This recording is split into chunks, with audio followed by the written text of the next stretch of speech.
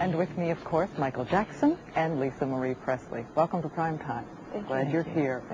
It occurs to me, looking at the two of you, I have got to start by asking how this marriage took place, how it began. Let me guess that it was not over miniature golf and a hot dog someplace. When did it start? When was the dating? Well, we first met, she was 7 years old and I was 17. This was in Las Vegas. She used to come and see my show all the time. We had the only family show on the Strip. It's the Jackson 5. And she used to come as a little girl and sit right up front. She came quite often. She came with a lot of bodyguards. And had you stayed in touch over all these years? Sure, sure. Then she'd come backstage. Then I'd, talk and say hi. And then she'd come again. And I thought she was sweet and loving. And I always hoped I'd see her again. And who first talked about marriage? We didn't stay in touch. We didn't stay in touch after that, no. He had, go ahead. You want to say what happened? No, you can say. You have a good memory. Well, you said you were going to say it. Our first argument here on this hour. Who proposed? I mean, how did marriage actually get discussed? Well, at first, this is what happened. When she was 18, I used to tell my lawyer, John Branca, do you know Lisa Marie Presley? He'd go, well, I represent her mother.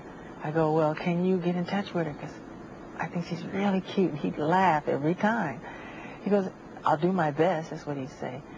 Then he'd come back. I said, well, did you find out? He said, no, there's nothing. So I would worry him about this all the time. The next thing I noticed, there's a picture on a magazine cover where she's married, which really tore me to pieces. And then, because I felt that was supposed to be me. I really did. And what was the countdown to your marriage? Tell me who said the word marriage I first. did. he did. I did. When? Where? When? On Where? the telephone. Oh, yeah, on the telephone. He first asked me. When? We were dating now for 4 months. Right? 4 months? I don't remember. Well, anyway, we were spending a lot of time together. I don't know how I didn't manage to get in the press, because we weren't hiding it. I was in Las Vegas. We were in Neverland. We were everywhere. I went to Atlanta. We were in bookstores. We were not hiding it. And you said yes right away? I was separated for 4 months, and he said, what would you do if I asked you to marry me? And I said, I would. Big I would, though. You were really enthusiastic. I have to ask you this because I can only imagine the number of lawyers involved in a prenuptial agreement between these two fortunes. Mm-hmm. Is there one? A careful one? Well, we've worked out things and we've signed certain things, but of course, that's very confidential. We agreed. We made agreements prior, yes. As you know, the reaction to this marriage, and I know you feel strongly about it, but the reaction to this marriage has been across the spectrum, everything from astonishment to delight to suspicion, that it was somehow too convenient. Lisa, did you ask Michael about the charges? Did the two of you talk about the impact of the marriage on the allegations? Absolutely not. He called. I was in touch with him through the whole process of this charges going on. I was talking to him when he disappeared.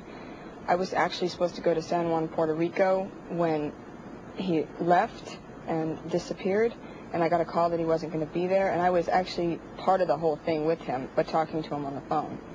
So I didn't. Did you say to him, are they true? No, I didn't. No, I actually did not. I want to take a minute here, and I'm going to come back to the marriage. Sorry. He went on and on and on about it, so I didn't really have to say, are the allegations true? It was, on the phone, and over and over just again. Constant, yeah. Well, because I know that you've wanted to express similar sentiments for a long time, I want to ask a few things about the charges, but first I want to establish for the viewers here, there are no ground rules. You have said to me you are not afraid of any questions. So wanted that understood by everybody before we proceed. I think I want to begin by making sure that the terms are clear. You have said that you would never harm a child. I want to be specific as I can. Did you ever, as this young boy said you did you ever sexually engage, fondle, have sexual contact with this child or any other child? Never, ever. I could never harm a child or anyone. It's not in my heart.